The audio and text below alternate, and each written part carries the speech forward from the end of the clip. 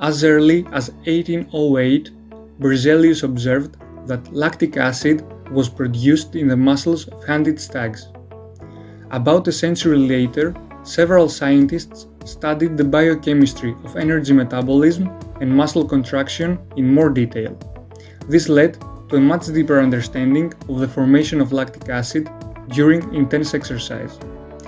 At that time, it was common belief that lactic acid is a waste product of glycolysis and will be formed when oxygen delivery to exercising muscles is not sufficient. This view has been challenged during the last 2 decades. These common beliefs of the past are now no more than merely misconceptions.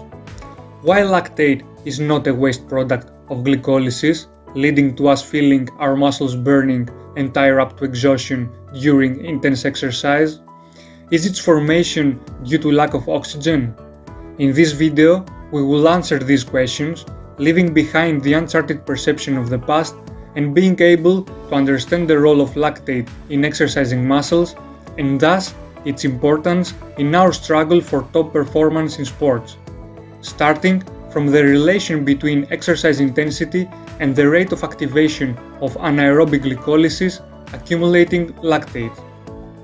Anaerobic glycolysis and thus lactate kinetics seem to be an ongoing process, even in the resting individual, which is highly related to the metabolic rate but not necessarily to oxygen availability. In higher extents, exercise speeds up glycolysis in muscles and the rate of its increase relates to exercise intensity. Harder exercise brings higher increase. Glycolysis is accompanied by the reduction of nicotinamine adenine dinucleotide into nicotinamine adenine dinucleotide plus hydrogen. To maintain a high glycolytic rate, muscle fibers need to regenerate nicotinamine adenine dinucleotide. If it is depleted, glycolysis will shut down, and the flow of metabolites to subsequent pathways will stop. Because of the multitude of steps involved, the aerobic conversion of ketosolic nicotinamine adenine dinucleotide plus hydrogen into nicotinamine adenine dinucleotide is time-consuming. Thus, as exercise intensity increases, the rate of nicotinamine adenine dinucleotide plus hydrogen formation in glycolysis begins to exceed the rate of aerobic nicotinamine adenine dinucleotide regeneration, resulting in an increase of the nicotinamine adenine dinucleotide plus hydrogen to nicotinamine adenine dinucleotide ratio. This increase slows down the conversion of pyruvate into acetyl coenzyme A. The resulting accumulation of pyruvate and nicotinamine adenine dinucleotide plus hydrogen favors the anaerobic conversion of pyruvate into lactate. This reaction introduces a rapid regeneration of nicotinamine adenine dinucleotide, which can then go back and help glycolysis keep going on producing energy. Lactate production from anaerobic glycolysis in exercising muscles is accompanied by an acidification of the ketosol of their fibers, because the net conversion of glucose or glycogen in lactate goes hand in hand with proton production. This acidification of our muscle fibers due to proton formation brings this feeling of our muscles burning, leading to conclusion of the exercise bout as a trigger signal that our organism will not be able to sustain such intensity for much longer and will soon be exhausted.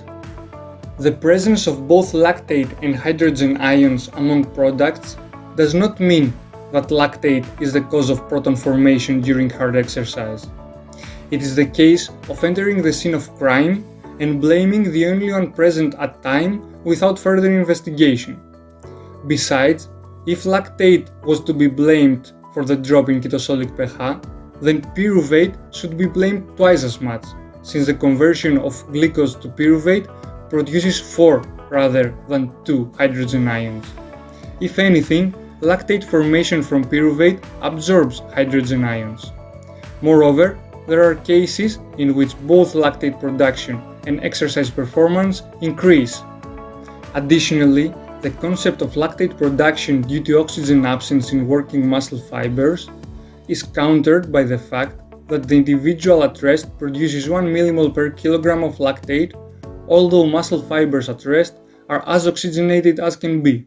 Moreover, Richardson and collaborators showed in 2015, using NMR spectrometry, that skeletal muscle myoglobin did not begin to lose its oxygen until after about 6 seconds of hard exercise.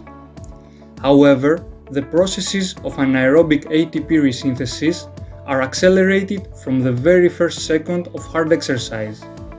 This fact suggests that the activation of anaerobic catabolism is due not to lack of oxygen, but rather to the slower activation of aerobic catabolism, which renders it unable to match the high rate of ATP hydrolysis with a high rate of ATP resynthesis at the onset of hard exercise.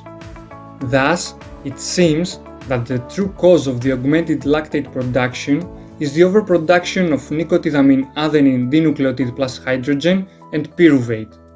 The fast regeneration of nicotinamine adenine dinucleotide resulting from the conversion of pyruvate into lactate ensures the continuation of glycolysis and of ATP resynthesis at a high rate, although no ATP is produced in the reaction itself, and the delay of the acidification of working muscle fibers.